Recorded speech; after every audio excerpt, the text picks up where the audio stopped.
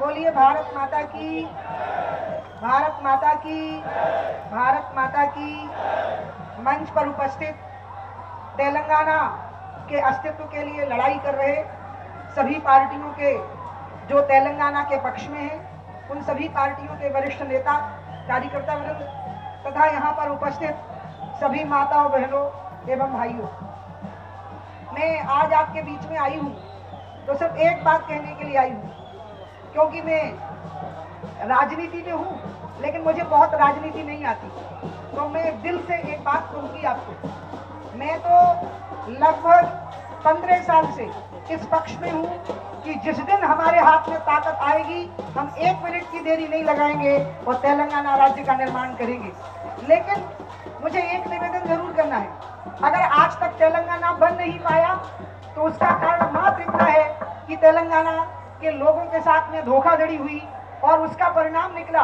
कि आज जो लोग यहाँ हैं, जो आप यहाँ हो और जो पीछे यहाँ बैठे हुए हैं, आप सब मिलकर के तय करो कि अब तेलंगाना के मामले में कोई समझौता नहीं होगा, हम किसी से भी धोखा नहीं खाएंगे। क्योंकि अभी तक ऐसी स्थितियां बनी कि हमने जनता को विश्वास दिलाया और हमने खुद भी विश्वास किया कि हमारा तेलंगाना अलग बन जाएगा। मुझे तेलंगाना से लगाव इसलिए क्योंकि जब जब मैं तेलंगाना गई तो किसानों की आत्महत्याएं देखी, नौजवानों की शहादत देखी और मैंने देखा कि तेलंगाना कितना एक समर्थ हिस्सा है आंध्र प्रदेश का, और यदि तेलंगाना अलग हो जाए तो अपने पांव पर खड़ा हो जाएगा और तेलंगाना एक ऐसा राज्य होगा जिसकी पर कैपिटा इनकम हिंदुस्तान में सबसे ज्यादा होगी। ये मुझे विश्वास है, क्योंकि तेलंगाना के पास में सब कुछ है, नदियां हैं, धरती है, मेहनत करने वाले लोग हैं, सब कुछ मौजूद है। खाली तेलंगाना को अपने पांव पर खड़े होने का हक चाहिए। और इसलिए मैं आपके साथ हूँ,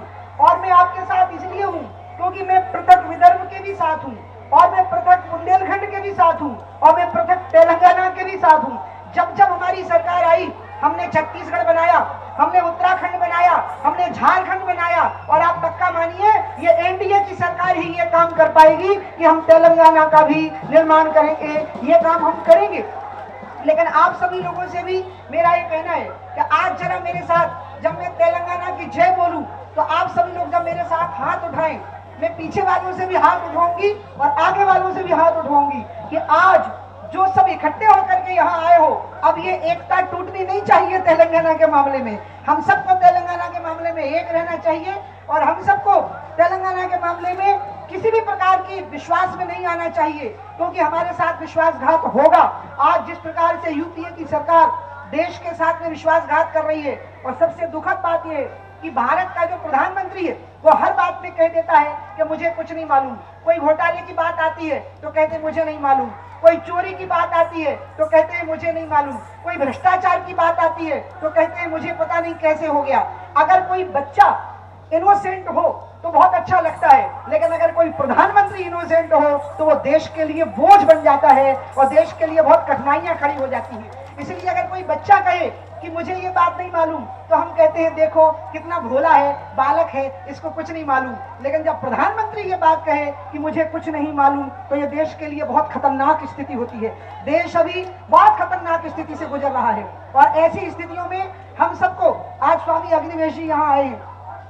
वो संत हैं, और मैंने उनसे गरीबों के लिए लड़ाई लड़ना सीखा, मैंने उनसे बंधुआ मजदूरों के लिए लड़ाई लड़ना सीखा। स्वामी अग्निवेश जी और हम कई मामलों में एक दूसरे से लड़ाई भी बहुत किए हैं, लेकिन जब गरीबों की बात आई है तो हम एक रहे हैं, जब रोजगार और रोटी की बात आई है तो हम एक रहे हैं, जब मजदूरों की जिंदगी का सवाल आया है तो हम एक रहे हैं, आज तेलंगाना की जिंदगी का सवाल आया है तो अब हम एक हैं। और इसलिए अब जरा मेरे साथ में हाथ उठाइए, जरा देखो तो पीछे वाले भी उठाएं, और ये तय करो कि सत्ता के लालच में नहीं आओगे, समझौते के लालच में नहीं आओगे। क्योंकि कई बार क्या होता है, नेता के दिल में सत्ता होती है और मुंह के ऊपर सिद्धांत होता है। ऐसे नहीं करना, दिल में सिद्धांत को रखना है और मुंह पर भी सिद्धांत को ही रखना है। जब मन वचन कर्म एक हो जाएंगे, जो अंदर है ना वही बोलो,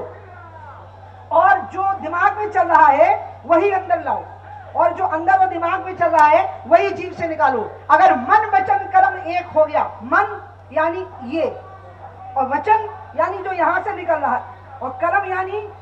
जो हम बाहर ऑपरेट कर रहे हैं, ये तीनों चीजें अगर एक हो गई तो आज मैं आपको बोलती हूं, आप सामने बैठे हो और ये पीछे बैठे हैं, हम सब पीछे बैठे हैं, हम सब नेता हैं, आप भी नेता हो, कार्यकर्ता हो, हम सब भी कार्यकर्ता हैं, अलग अलग पार्टियों के कार्यकर्ता हैं। लेकिन आज मेरे साथ में जब मैं जय तेलंगाना बोलूं, उस समय पर आप ये मान करके चलना कि आज जो तय कर रहे हो वो गंगा जी का वचन तय हो रहा है, यानी हम उसमें एक रहेंगे कि हमें तेलंगाना राज्य का निर्माण करना ही है, हमें तेलंगाना राज्य लेकर के रहना ही है। मैं तेलंगाना के शहीदों की जो प्रतिमा बनी है हैदराबाद में, मैं उसके सामने प्रणाम की थी और मैं उनको वचन देके आई थी कि आपकी शहादत व्यर्थ नहीं जाएगी, हम तेलंगाना राज्य का निर्माण करके आपको सच्ची श्रद्धांजलि अर्पित करेंगे। और इस घटना को 8 साल हो गए हैं, मैं इंतजार कर रही हूँ कि वो समय कब आएगा जब इलाही वही भी दिन होगा, जब अपना राज देखेंगे, जब अपनी ही जमी होगी और अपना ही आसमां होगा। वो समय जल्दी आवे,